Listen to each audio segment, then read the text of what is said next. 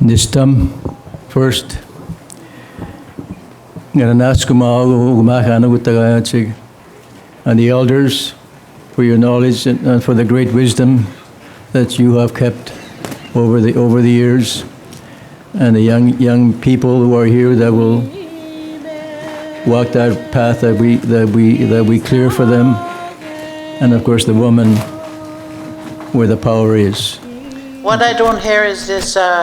It's always in my mind when we talk about as Treaty 5 here, self-government. I know that we've been suffering like as women to be recognized. You know, there used to be women were looked at as leaders in the past, and they're respected. And then I think we should put that together, that we should teach our young people now, starting from the leadership and with our communities, because we hear there's so much of missing and murdered women, and this is the concern I have. You know, there's been a concern, and in the past they were well respected, but as Europeans came, we weren't even recognized as human beings. How can they didn't see that we are human beings? We are the ones as women bring people into this world. That Creator put us here as women here, and we bring life into this world, every one of us. It was just brought to my attention and mentioned a few times in today's conversations about the role of women in the treaty process, and the relationship we have as subjects in this in our relationship. We have to remember that in our communities, our matriarchal society provided a tremendous amount of advice to our negotiators who led the community and went forward and got into the treaty arrangement. So it would be really exciting and beneficial to have that history brought forward to our membership at large, because the role of women in our community has been warped to a large extent, and we need to use that. We need to have it in the forefront of our vision as we move forward to set the relationship right.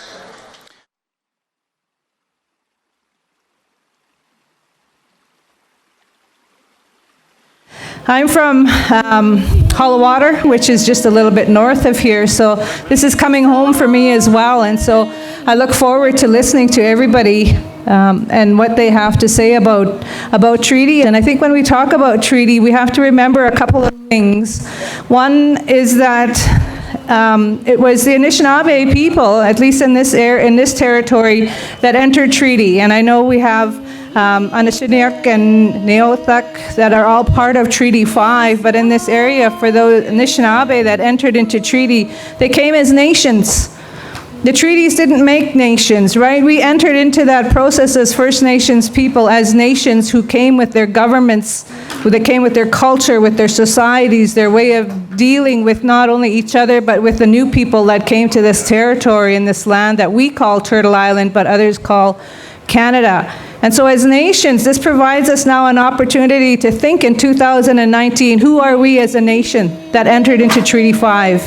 And we've gone through a lot of changes over the years with things like the Indian Act, things that affected the women in our communities, things that affected the children in our communities, the way we selected our leaders.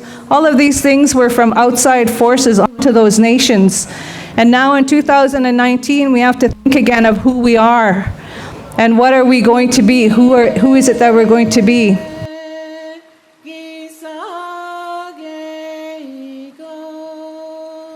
Today I can say that our youth have a good future ahead of them. Nothing makes me happier than seeing our youth take on challenges and overcoming them. With more of our people being successful is a huge step towards a better environment for our future. I think that having an environment where the kids feel safe growing up is one of the most important parts. We should focus more on the good side of things to move forward. I want to welcome Minister Carol Bennett. And as on behalf of the women, we have the portfolio of the missing Indigenous women and girls, and also the child and family portfolios that we hold. We take these as very sacred, as we know our journey and to carry our children in the way that we, as our ancestors, have brought and raised our children. And I think it has to come to an understanding. This is what we want. We know we face it on a daily basis in our own nations, that our children are lost, and also the women.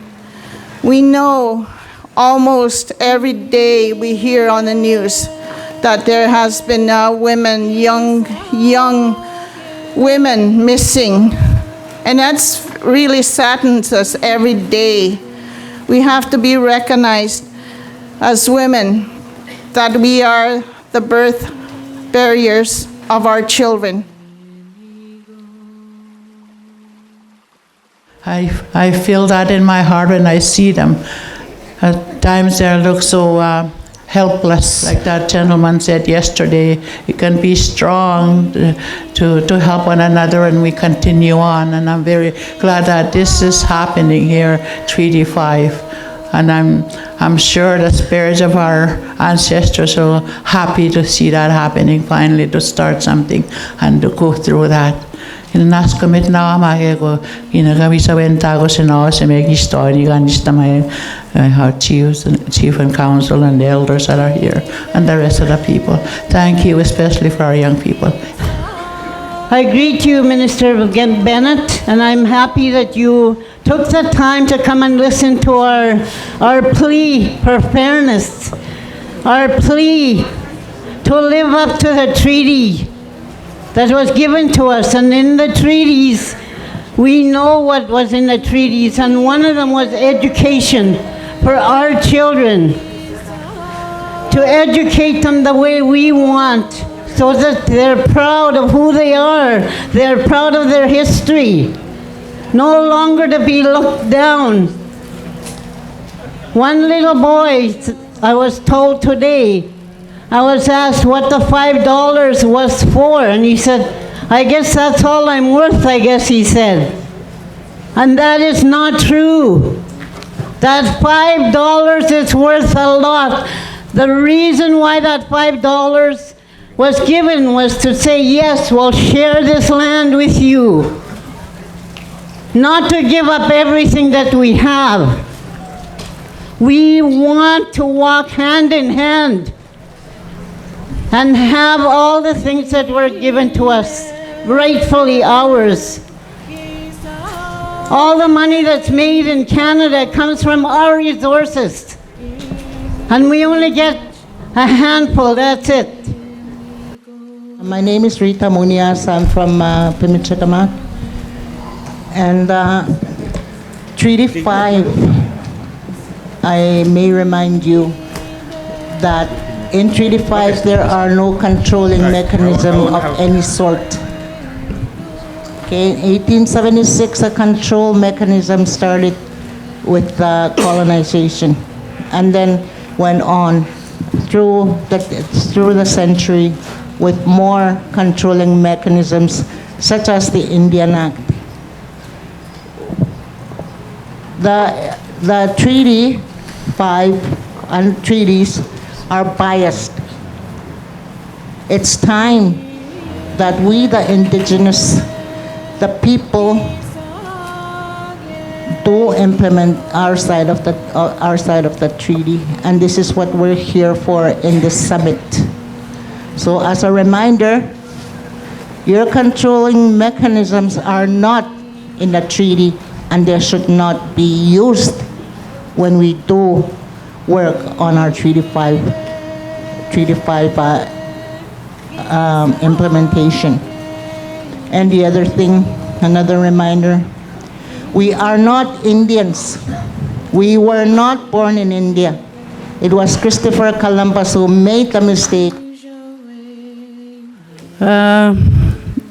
Kathy Meriden Desnegarson, Bemidjigamak Newteen, Aga eki kakwetsi migawayan kitaya mitutaman aske minanipe. Tatamis kawawak kakenoke magana ko tagayatsik Treaty 5 futsi. Miran tatamis kawaw uke magan umenu uta-utaskik kaisiyayat. Kaisi tawina kita pisi mama chituak kita pisi anemutamag. Kagisi wako mag uke masko kaisi kiskeni maganuts. How the elders spoke to the creation story of the beaver that went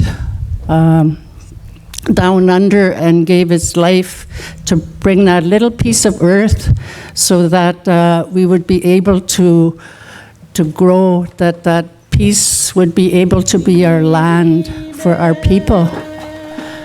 And we carry our children 9 months in that sacred water.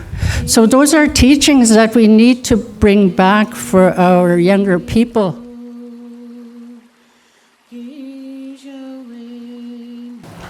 So, Chief Vera Mitchell from Poplar River First Nation, I want to say to the Honorable Minister, welcome to our lands. And yesterday it was noted that we are making history by our gathering here. And thank you to Chief Kent and Chief Easter for hosting this. But I think, today I want to make a statement regarding all the work that the government has done on our behalf. I think we forget to acknowledge what has happened in the past few years. We've seen right from the beginning when the inauguration took place, we saw our presence there with the children that assisted in that ceremony. We saw the Inuit throat singer, the Ojibwe drum carrier, all that took place. It was the first time in the history of Canada that we ever saw that, and we have to acknowledge that. And with that said, in our community, our isolated community, it is the first time that the government has actually put a dollar figure to some of the gaps that exist in our programming, such as education, early childhood, housing. And I want to say thank you to the minister and her government for that. That's what I wanted to say. Miigwech. The woman is the foundation on which nations are built. She is the heart of her nation. If that heart is weak, the people are weak. If her heart is strong and her mind is clear, then the nation is strong and knows its purpose. The woman is the center of everything. Art Solomon, Ojibwe Elder.